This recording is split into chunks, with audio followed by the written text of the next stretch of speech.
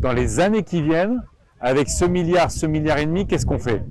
Est-ce qu'on fait des bus à haute fréquence? Est-ce qu'on fait des tramways? Est-ce qu'on développe le covoiturage? Est-ce qu'on développe des téléphériques? Est-ce qu'on développe plein de choses? Ou est-ce qu'on met tout sur le dernier tronçon? C'est quand même une bonne question pour les Réunionnais.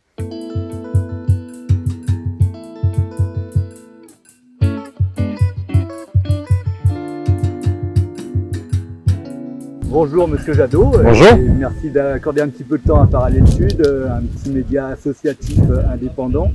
Et là, vous venez de rencontrer les agriculteurs. Vous qui êtes aussi invité, je crois, par le collectif Oasis Réunion qui prône l'autonomie alimentaire. Bien sûr. Comment s'est passée la rencontre? Est-ce que c'est pas un peu incompatible de prendre l'autonomie alimentaire quand on fait de la canne pratiquement monoculture depuis des siècles? Oui, enfin la canne, c'est évidemment la culture qui structure l'agriculture à La Réunion, mais c'est 50% des terres.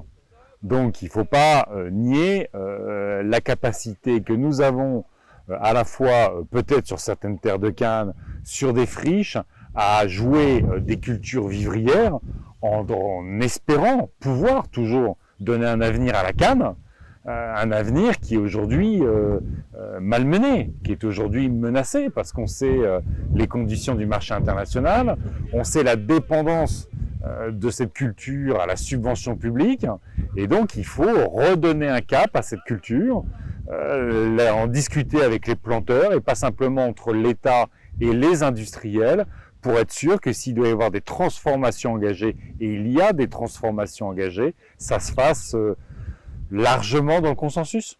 Et les planteurs que vous avez rencontrés étaient plutôt favorables à tout ça? Mais les planteurs, ce sont ceux qui connaissent le mieux la situation. Ils savent l'impact de la sécheresse ou de la baisse de la pluviométrie sur le rendement sucre. Ils savent leur dépendance à la subvention publique. Ils savent aussi leur dépendance par rapport à un opérateur privé unique qui, à un moment donné, pourrait leur tourner le dos. Donc, ils sont les premiers à la fois acteurs et parfois victimes de ce système-là. Donc, ils ont envie d'avoir un cap, ils ont envie d'avoir de la stabilité, ils sont prêts à changer, ils sont prêts parfois à se diversifier sur une partie de leur terre, mais encore faut-il que ce soit décidé, qu'il y ait un cap et qu'ils soient accompagnés pour ça. Vous étiez candidat à l'élection présidentielle et vous n'aviez pas eu l'occasion de venir pendant la campagne. Et finalement, c'est presque anachronique de vous voir aujourd'hui. Qu'est-ce que vous êtes venu faire à La Réunion en cette période non électorale? Ben, vous savez, comprendre ce qui se passe dans une région, avec toutes ces spécificités liées à La Réunion, débattre, écouter, regarder, apprendre, vous savez, ça doit être tout le temps la responsabilité politique. Je veux dire, c'est pas simplement quand on est en campagne qu'on s'intéresse aux Françaises et aux Français. Sinon, c'est peut-être pour ça d'ailleurs que les gouvernements recueillent aussi peu de soutien de la population, qu'il y a autant d'abstention ou parfois des votes de rejet.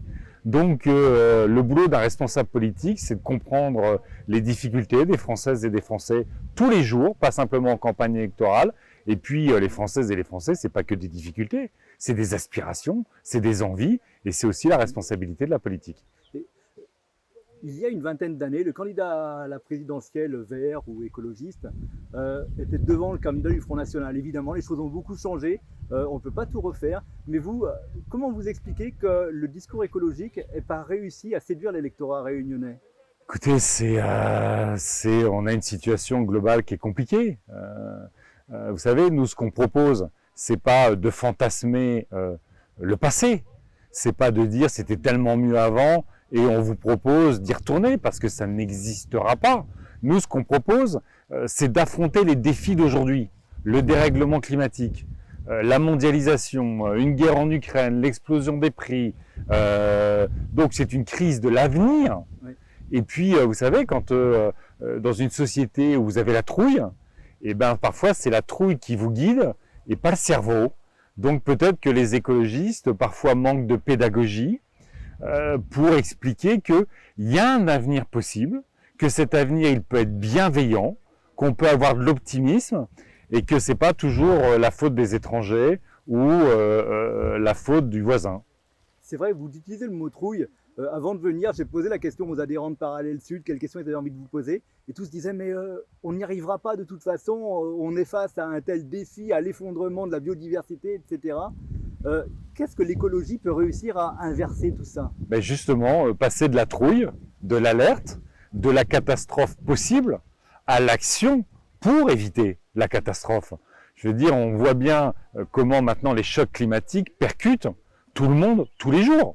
Il y a encore 20 ans, on pensait que ça allait être les générations futures. Là, on sent dans nos chairs, dans nos activités économiques, dans notre environnement, à quel point c'est déjà dur. Donc, on peut, je dirais, juste étaniser et faire le statu quo. Ça, c'est le gouvernement. Il le fait très bien. Mais ça résout rien.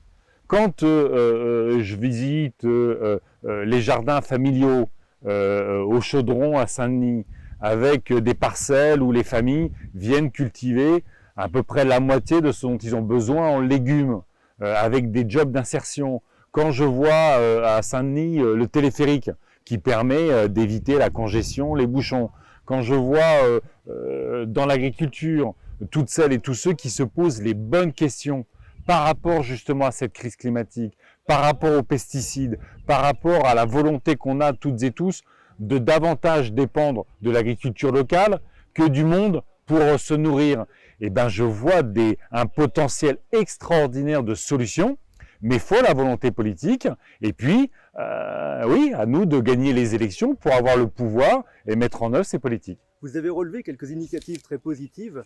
En revanche, à La Réunion, on a l'impression d'un gâchis parce que notre île a été présentée comme exemplaire en matière d'énergie renouvelable. Ah bon? Oui, on l'a présenté dans certains films, notamment Demain, comme l'exemple à suivre. Sauf que le mix énergétique n'a jamais été en faveur du renouvelable. Ah non. Le fioul est toujours monté. Bien sûr. Si des écologistes avaient été aux affaires, qu'est-ce qu'il aurait fallu faire pour que le GERI 2030, je crois que ça s'appelait GERI 2030 en 2001 quand on l'avait inventé, puisse fonctionner et qu'on ne soit pas toujours bloqué avec nos gaz carboniques et nos Écoutez, il est aberrant qu'il n'y ait pas des panneaux photovoltaïques aujourd'hui sur la moitié des logements, sur tous les toits plats, des surfaces commerciales, des parkings. C'est quand même aujourd'hui la solution la moins chère pour produire de l'électricité avec une île où l'ensoleillement est exceptionnel. Il y a beaucoup de vent, il y a la houle, c'est quand même une île volcanique avec des potentiels de géothermie.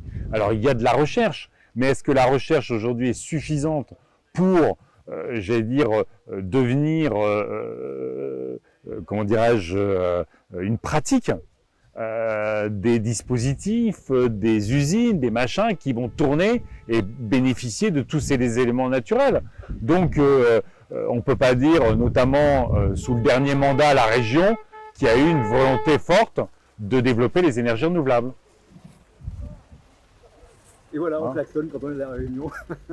Et oui, parmi les adhérents de Parallèle Sud, il y a une question qui me semblait un peu folle, mais je vous la pose quand même parce qu'elle a du sens au niveau national et le contexte a peut-être changé.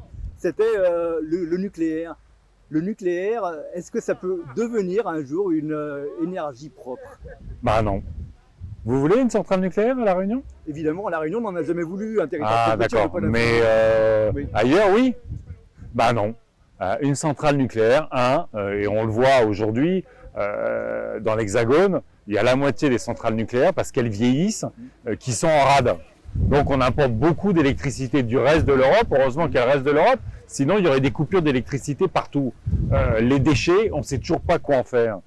Aujourd'hui, ce qui est sûr, c'est que les énergies renouvelables, c'est toutes les entreprises privées investissent dans les énergies renouvelables. Il n'y en a pas une entreprise privée qui met 1 euro dans le nucléaire. Donc la question, c'est pas de savoir si on aurait dû faire du nucléaire ou pas. Le nucléaire en France, on en a pour aujourd'hui, on en a pour demain, pour après-demain. La question, c'est est-ce qu'on construit de nouveaux réacteurs ou est-ce qu'on investit massivement dans les énergies renouvelables? Construire des nouveaux réacteurs, c'est au mieux 2040-2045. On est en 2022.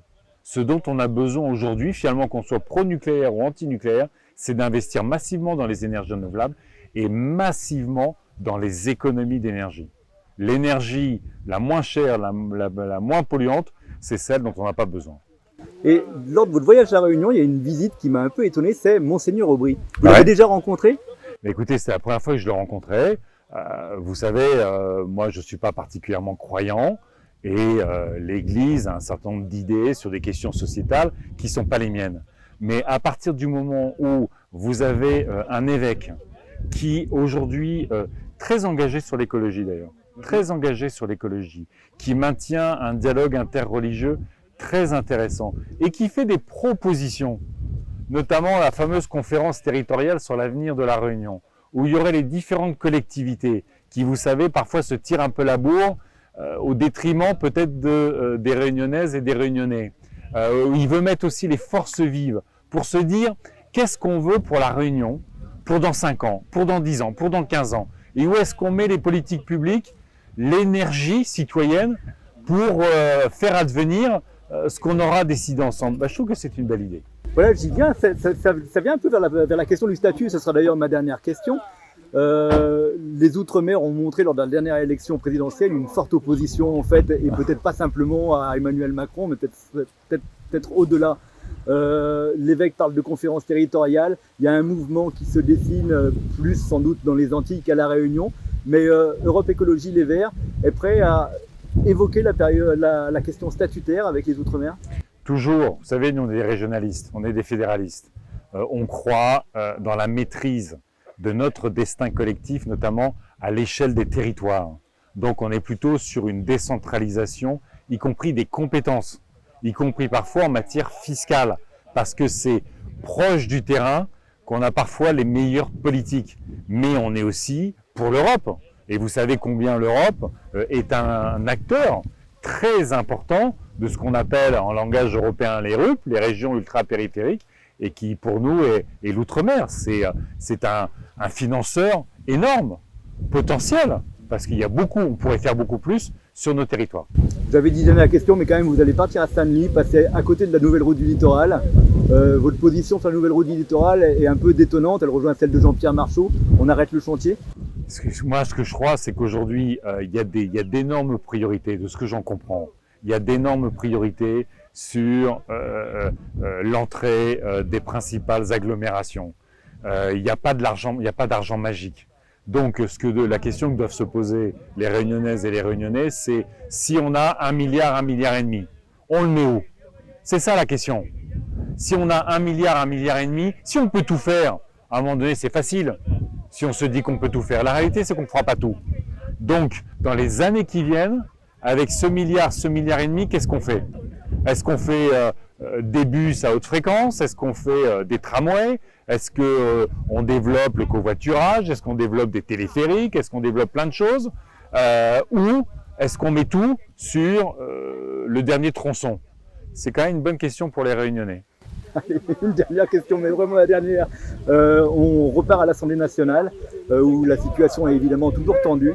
Est-ce je sais que vous êtes député européen, pas national, mais est-ce qu'un député Europe Écologie Les Verts peut mettre sa voix avec un député du Rassemblement national pour faire tomber un gouvernement aujourd'hui? C'est une bonne question. Moi, je l'ai tranché. Surtout qu'en fait, personne ne fait tomber aucun gouvernement, parce qu'il n'y a pas de majorité. Donc, on a l'aberration des 49.3 du gouvernement à répétition, alors que le gouvernement et le président Macron pourraient davantage faire vivre le parlementarisme, y compris il y a des choses qui ont été très intéressantes, qui ont été votées par l'Assemblée nationale, sur la rénovation des logements, sur les transports et notamment le ferroviaire. Donc, plutôt que de toujours forcer le Parlement comme s'il voulait toujours avoir la majorité, le pouvoir absolu, Emmanuel Macron devrait écouter son Assemblée nationale.